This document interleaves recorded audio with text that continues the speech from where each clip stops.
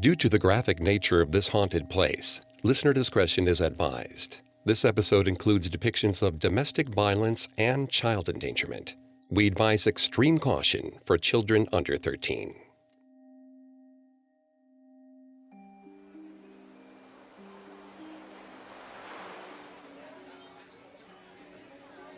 Sure, it was a pretty place for a wedding, but the half-mile hike from the parking to the lightkeeper's house was not fun in Louboutins. Still, Lucy soldiered on. She wasn't about to ruin her best friend's special day, and she wasn't going to let anyone else ruin it either. Which is why, when she saw the other woman dressed in white, she nearly blew a gasket. It was a small wedding, making the pale girl's tackiness even more obvious. Lucy didn't recognize her, so at least she wasn't in the wedding party. But she couldn't let this slide. She stomped past the buffet table toward the lady in white, prepared to give her a piece of her mind. The coward retreated into the house, mounting the steps and disappearing into the parlor. Lucy wouldn't let her get away that easily. She marched up the steps and entered the house, catching the woman's eye as she ducked into a room at the end of the hallway. Lucy rushed forward and darted to the left. But there was no one there. She could see the full length of the house, and there was nothing. Lucy moved back to the hallway. No one was there either. She jumped as someone came up behind her, one of the house staff. Lucy asked her if she'd seen a woman in white come this way. She appeared to have vanished without a trace, as if she'd never been there at all. The other woman gave her a small smile. "Ah," she said, "you've met Rue."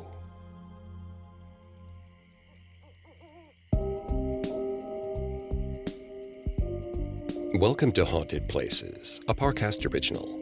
I'm Greg Polson. Every Thursday, I take you to the scariest, eeriest, most haunted, real places on Earth. You can find all episodes of Haunted Places for free on Spotify. And every Tuesday, make sure to check out Urban Legends. These special episodes of Haunted Places are available exclusively on Spotify. This week, join me on a supernatural journey to Heceta Head Lighthouse, an over 120-year-old establishment on the Oregon coast, and discover why, to this day, it's haunted.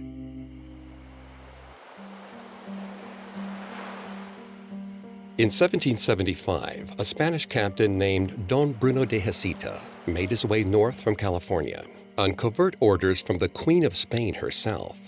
The Spanish had considered all of the Pacific Northwest more or less claimed when they colonized California, but it was his job to investigate and repel encroachment by the Russian and British empires. But the Oregon coast is treacherous. Racked by wind and waves, Heceta's ship narrowly escaped destruction by violent storms and rocky shoals. As the sky cleared, they sighted a cliff overlooking the sea, a desolate place, but open to the sky.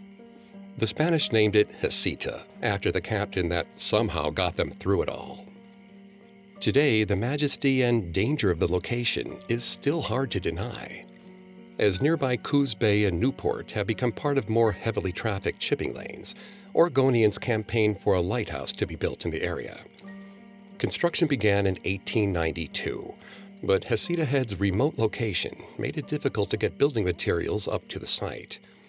Frequently, timber would be lashed to rafts and dumped into Cape Cove for the tide to push it ashore at Heceta Head. The lighthouse began operation on March 30th, 1894.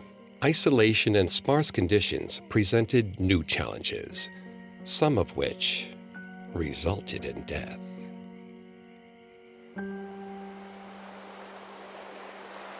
From the top of the lighthouse, the water looked like a sheet of stained glass, with sun shimmering through it.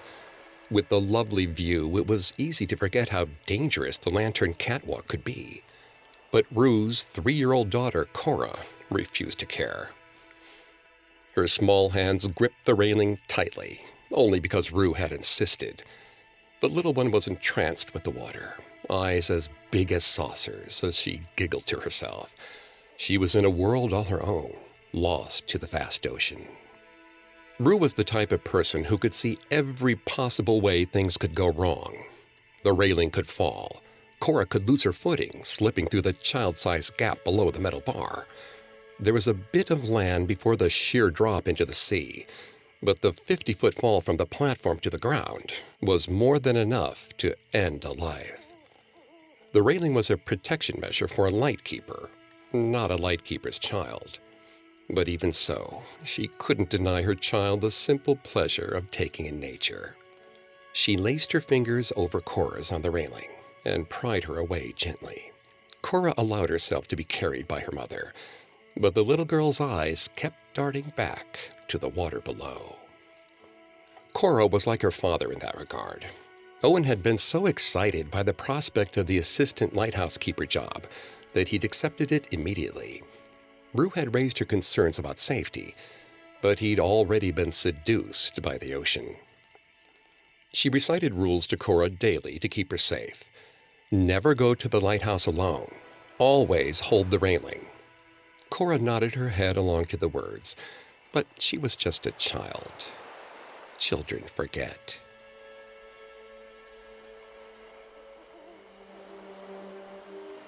Rue didn't know why Owen didn't take the danger more seriously.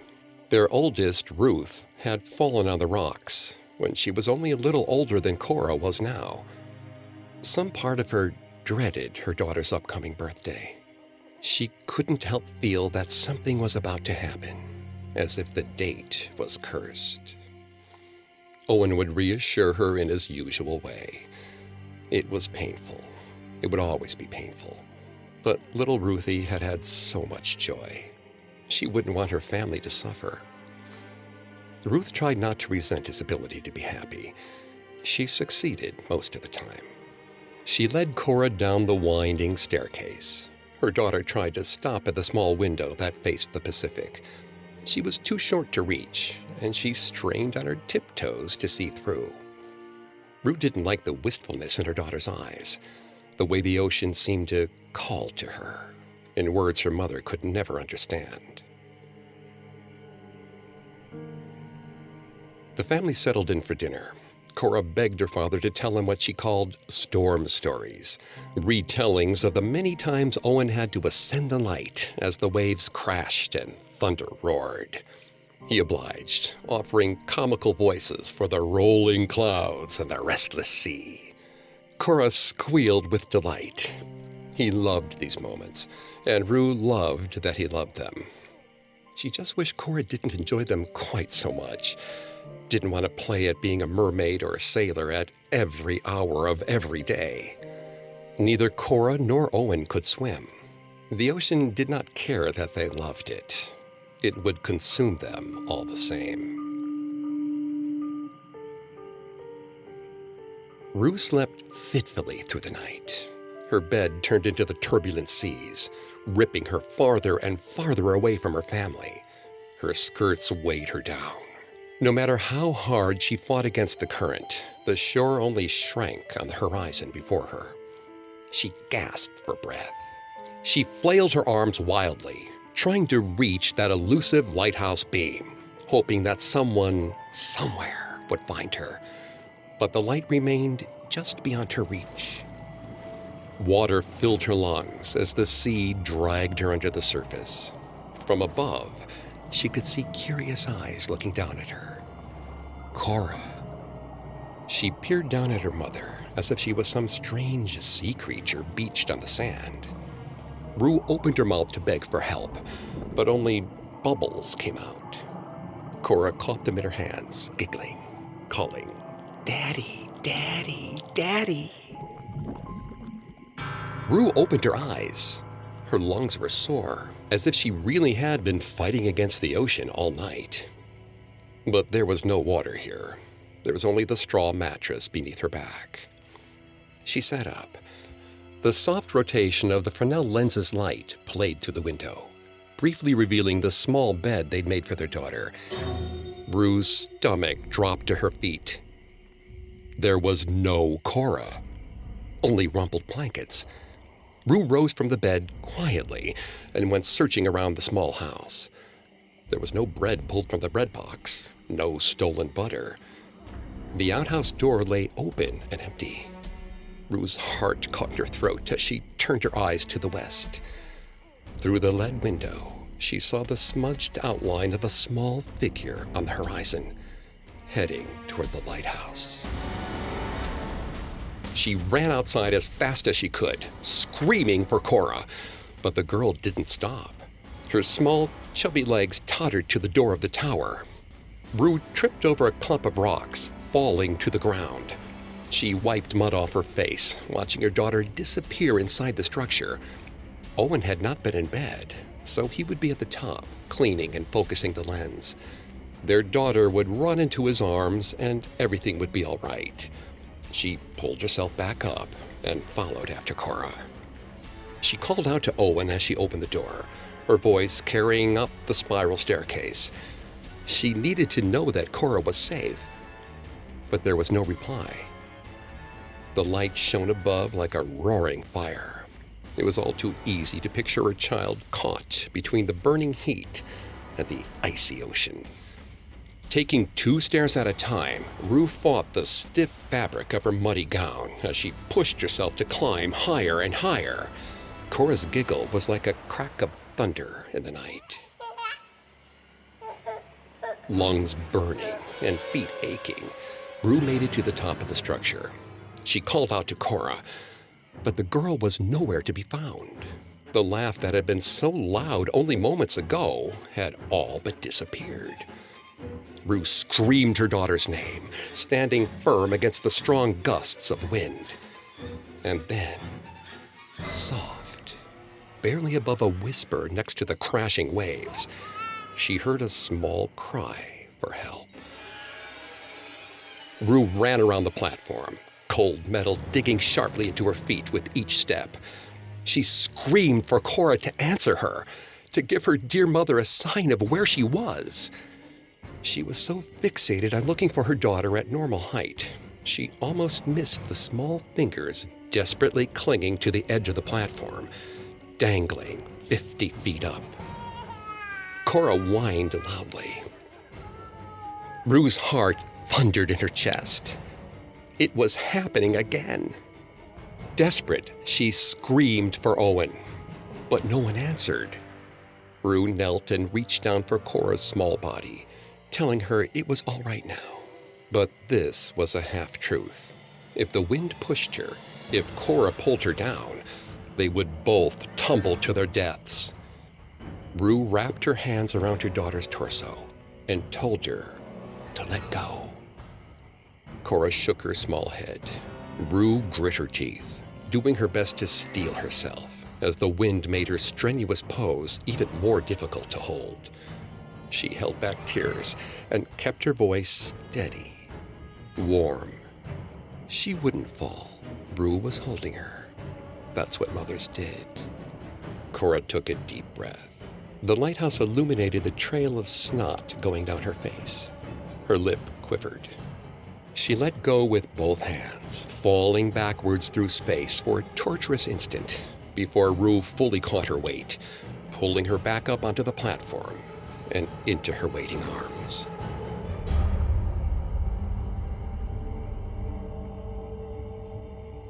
She held Cora close, taking a deep breath before telling her to hold tight onto the railing while she stood up.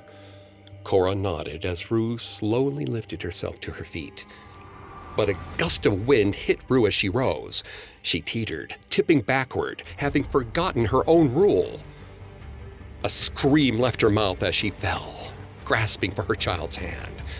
Her fingers brushed Cora's for only an instant. Then there was nothing but air to hold her as she careened downwards to the hard ground below. Wind whooshed out of her lungs. The sea raged in her ears. She couldn't breathe. She couldn't swallow. She couldn't lift her head.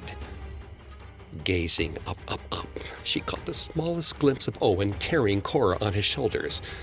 Her daughter laughed with delight, pointing down at the sea below. But his gaze was fixed on her, distant, sad, lost. Like Rue was missing, like she belonged there with them. Rue held the image with her, pushing through the pain to memorize every moment. Her lids grew heavy, and the world grew dark. Cora faded before her eyes, and Rue faded from the world.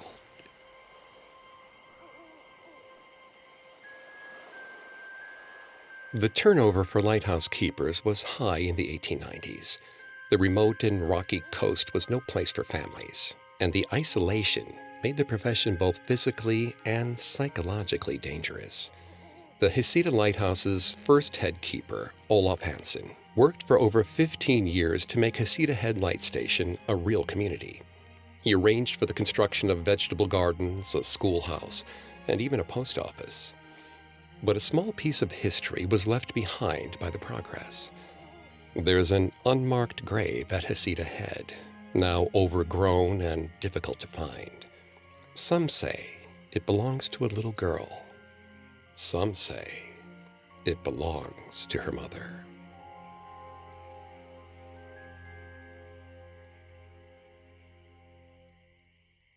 Up next, Rue finds a new way to reach her family.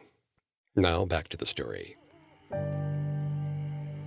No one knows the true origin of the presence that seems to haunt the keeper's house and nearby lighthouse at Heceta Head. Some witnesses claim that she is an old woman lurking in the attic. Others say they've seen the gray silhouette of a beautiful woman in the halls. Others speak of the ghostly figure of a small child tottering up the hill towards the light. All we know is her name, Rue. Collected by a group of community college students who used a Ouija board while they were living and studying at the keeper's house in the late 1970s.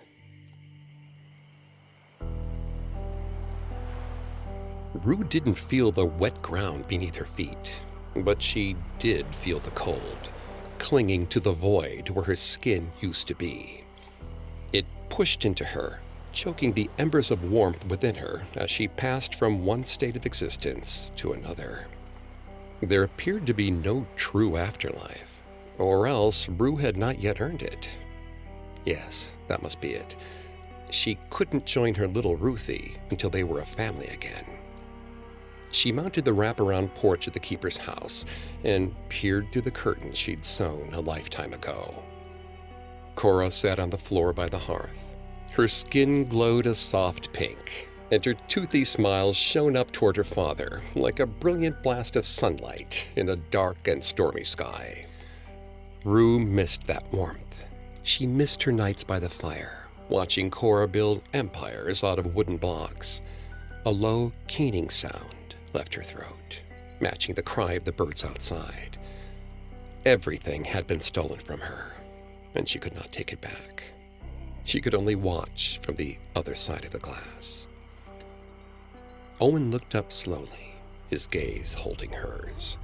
He grabbed Cora, holding her tight to his chest. Murmuring something Rue couldn't hear, Owen walked toward the window. Rue waved and smiled. He closed the curtains.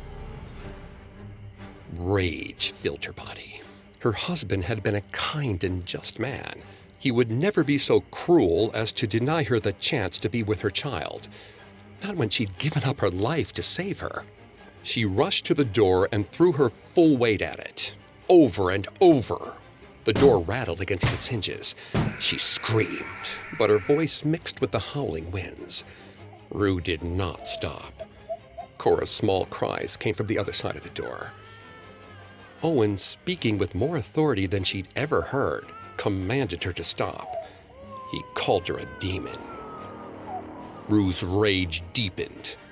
Her? The one who had pushed life into the world through her own strength of will? Her, who had moved into the isolated lighthouse, forsaking her parents, sisters, and friends so her husband and child could thrive? It was not Rue who was the demon. He could not stop her from seeing her child. She would have Cora again. Death would not change that. Nothing would. Rue sat on the ground. One of the small blessings of her death was that she no longer had to care for how she looked. Let her be a creature of mud and decay. She would find more sympathy from the insects than her own family. She waited by the door for hours. When she was certain that Owen was asleep, she opened it as quietly as she could. She paid him only a cursory glance, reassured by his discordant snoring that he would not awaken. She wasn't here for him. There would be time to turn his nightly moments of peace into terror. For now, all she wanted was her child. Cora laid in the small pallet near Owen's legs. Cora was growing quickly and would need a new bed soon, but Rue took comfort in the fact that Cora still slept in a bed of her mother's creation. She touched her hair softly, pulling strands away from Cora's forehead. The girl opened her eyes slowly, pupils shifting as she tried to focus on the spirit. Rue smiled. She whispered to the girl that it was all right. She could care for Cora now. All they had to do was go to the lighthouse. They could be together forever that way. Break the rules one more time. Tears welled in Cora's eyes. Her bottom lip jutted forward, quaking with every breath. She sucked in a big breath of air, and then she started to scream. She screamed that there was a monster in the room. Rue forced her hand to relax. It was not Cora's fault. She didn't know yet. She didn't know that Owen was lying to her. She hadn't seen how he was shutting her out of their lives, that he was the real monster. She took a step backward, giving Cora the space to calm down. But the screams had already roused Owen. He scooped Cora up and cast about the room wildly, asking for Cora to point out where the demon had come from. There was that word again. How unkind her husband had proven himself to be. How malicious and cruel. She screamed in response, her anger exploding over the house like the sharp crack of lightning. There in one instant, and gone the next. Owen stumbled backward, hitting his head against the wall. Good. Let him suffer. For no crime of her own, she'd been forced to pay this hideous cost. He should carry the weight of his sins. Perhaps if he had been at his post, this would not have happened at all. As her anger grew stronger, she felt her body stretching inside. It became firmer and larger until her head was scraping against the top of the ceiling. Owen finally saw her. He nearly fell backward. His jaw dropped, and his eyes grew so wide they looked poised to fall out of his head. She snarled at him to close his mouth. No matter how much he wanted her to be a demon, she was not some figure conjured by religion. She was pain and agony made anew. A new thing he and all his foolishness would never understand. Cora started to wail. Rue wanted to comfort her child, but Owen held the girl tight to his chest. He told her to keep her head down. Just as before, he was trying to shield Cora from her own mother. She shoved him hard. His head slammed against the wall, leaving a smear of blood behind as he stood back on his feet. Her words lost their shape. An agonizing well of emotion had sprung forth from her body, howling and wailing with no beauty or rhythm. They were the sounds of her soul being ripped to pieces as her daughter took comfort in her husband's arms. Owen yelled that Rue was scaring their child. Rue laughed. Now he admitted that Cora was hers. Only when she was frightened did she become the responsibility of the mother. Rue stepped closer to the two. She liked the way Owen cowered before her. She reached out a finger and tried to stroke Cora's cheek softly, letting her presence shrink to its usual size. She whispered that things would be all right, but her nails bit into the little girl's skin. Deep red blood dripped down her small cheek. Owen had done this to her. He had taken all of Rue's love and destroyed it. She could only hurt people now. Cora deserved none of this. Rue fixed herself on Owen, ramming her hand through his body. searching for his heart. If he had one, she would squeeze it and rip it from his body. Owen cried out in pain, and Cora screamed. She begged for Rue to stop. Rue paused.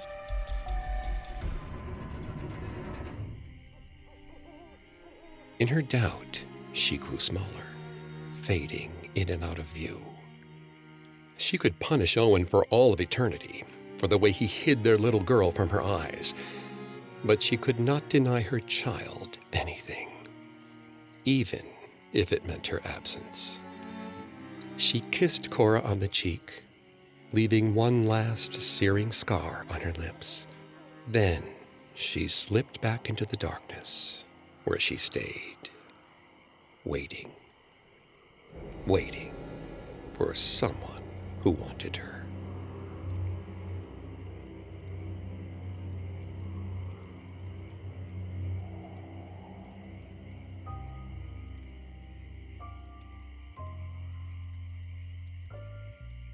According to the Keeper's House guestbook, a woman woke in the middle of the night to feel a weight shift in the bed.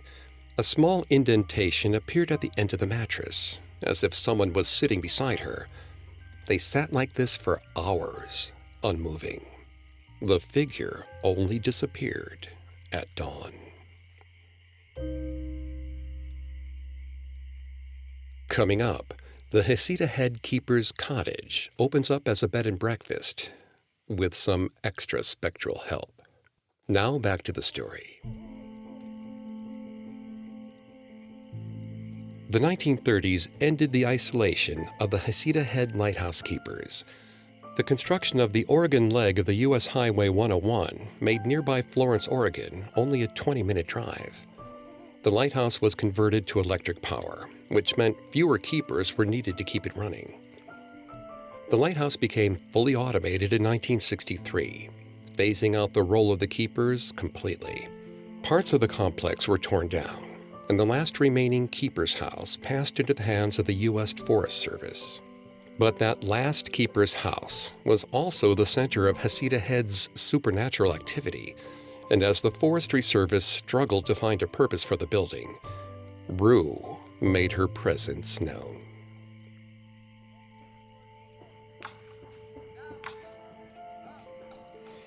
Daphne was supposed to be in the woods somewhere, counting beavers or tree rings.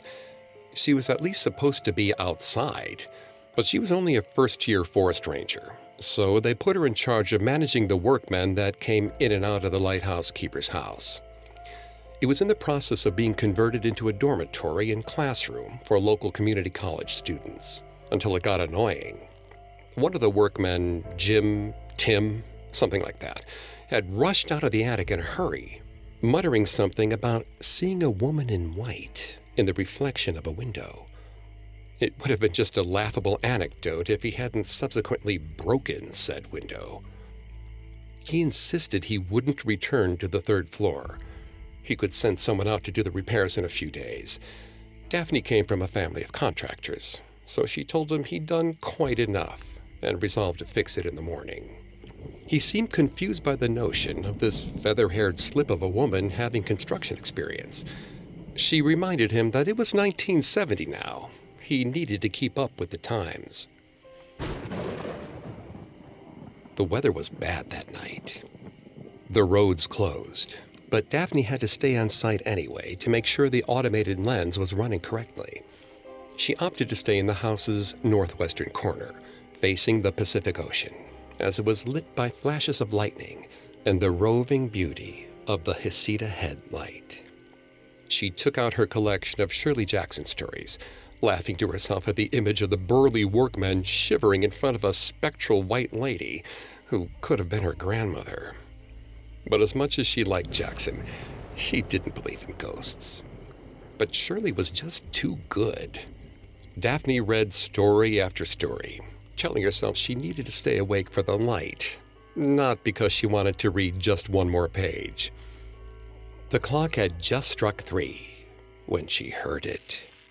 A scraping above her head, like long claws tearing through the floor above. She wondered at first if some kind of animal had gotten in through the broken window. But that seemed unlikely, that a raccoon would mount a freestanding structure like this in the middle of the woods. She might have been wrong, though. Maybe she would have known better if they let her learn actual forestry. The scraping interrupted her internal grumbling.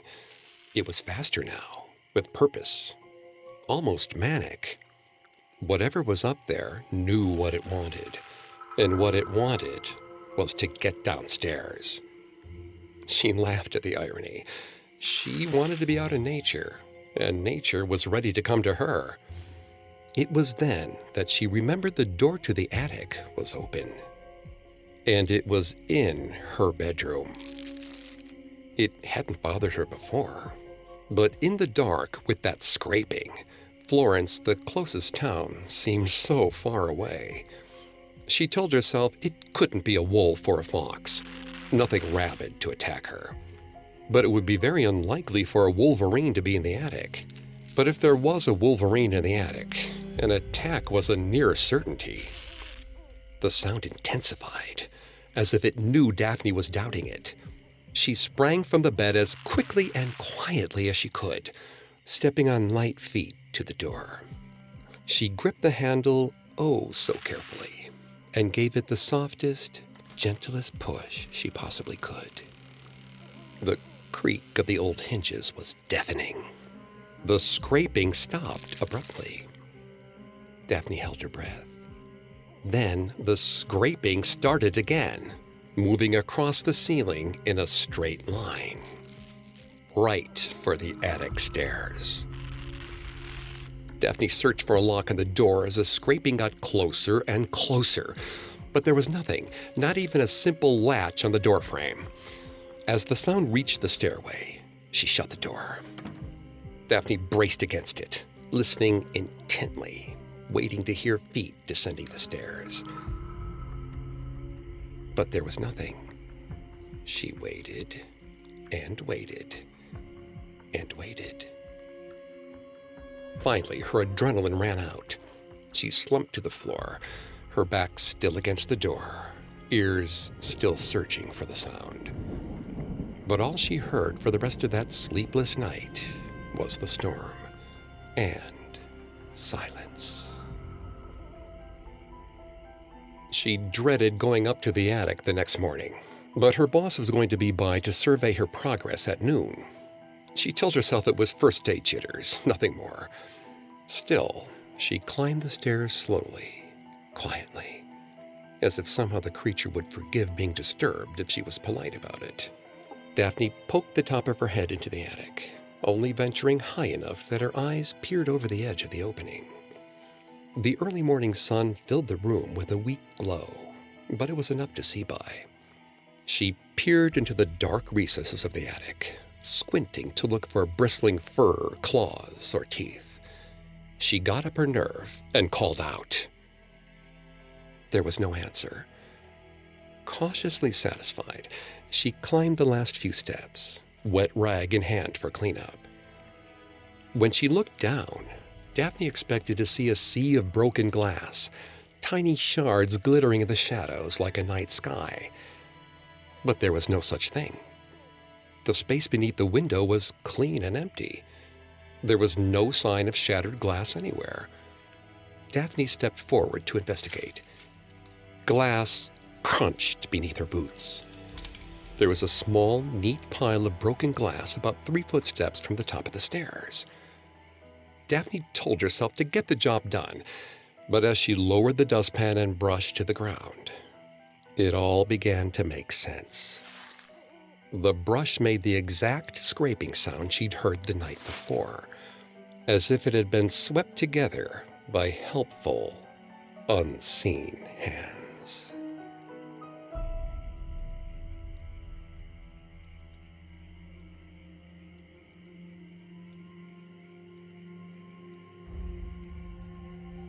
The general consensus of visitors, guests, and occupants of the Heceta Head Lighthouse Keeper's house is that rude doesn't mean any harm.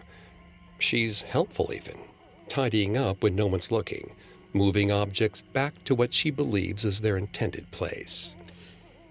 The Keeper's House served as a satellite campus for the local Lane Community College from 1970 to 1995, when the Forest Service converted the building to a 6-room bed and breakfast that can host up to 15 guests.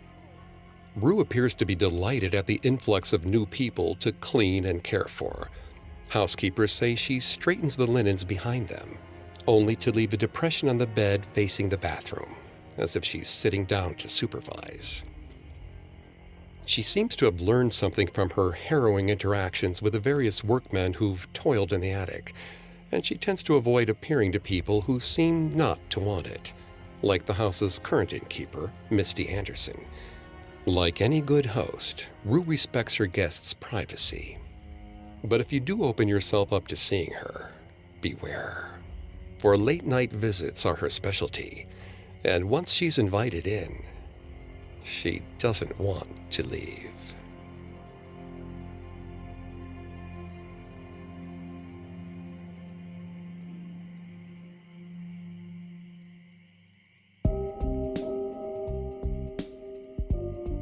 Thanks again for tuning into Haunted Places. We'll be back on Thursday with a new episode. And don't forget to come back on Tuesday for our Urban Legends series, available only on Spotify.